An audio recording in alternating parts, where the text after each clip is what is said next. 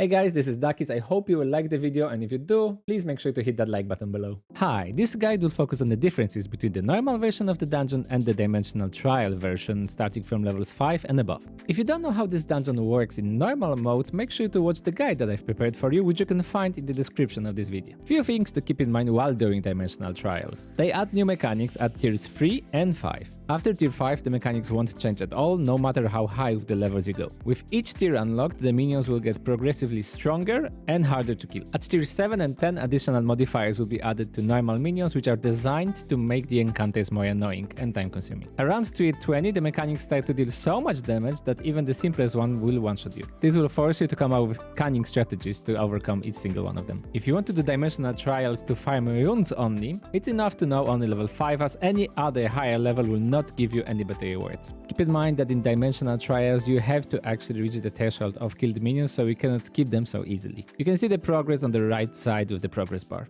It has to reach 100% before you reach the final boss. For this particular dungeon, nothing really changes until you reach the end boss. One thing to keep in mind is that when you're killing the 6 dwarves, you actually have to do it in correct order, because if you don't, then well, you explode. Common way to do this is that whoever has the true side buff should just type the name of the proper one in the chat. Rest of the mini-boss and minion phases remain the same. So carry on killing all the minions, doing the memory game, then killing more of the minions, then doing the bomb mini-boss, so that you can finally reach the final boss in peace. One thing that you should keep your mind on is that there is a lot of minions in this dungeon that are grouped together. This might become problematic starting from tier 7, as you will have the minion modifiers that might annoy you. Before you start the final boss battle, there are 5 things that you need to remember. During the pillar phase, the furthest person from the boss will always be the one that he targets first, and the second furthest person will always be the one having the axe debuff above their head. 4 people will be chained and 2 will be free. The 2 people that are necessary to be free to succeed are Tank and Healer. Tank's job is to bait the axe away from the party,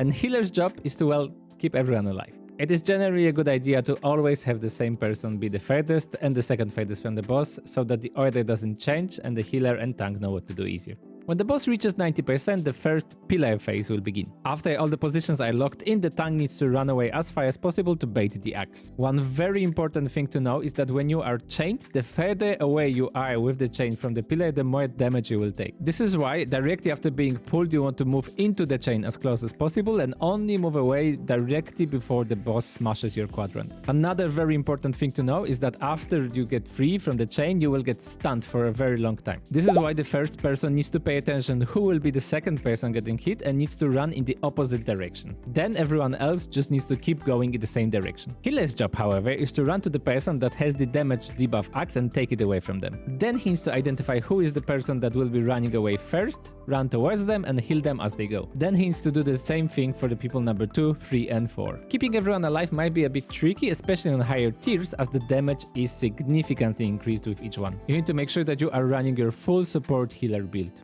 When everyone is free, there would be a mini version of the memory game with 4 colors. The 4 closest players to the boss will get a random color assigned, and they need to match the color with the one in the arena. If you get the color wrong, or if you fail to do so in time, you instantly die. Directly after that, the boss will start charging at players 4 times, starting with the furthest one and following with random one. The last charge can be interrupted by the tank if he gets to the boss directly after the 3rd charge. Next sequence of events is as following. The boss will do his normal attack pattern, he will perform 3 charges, starting with the furthest player and then random players, and after the 3rd charge there will be a whirlwind attack.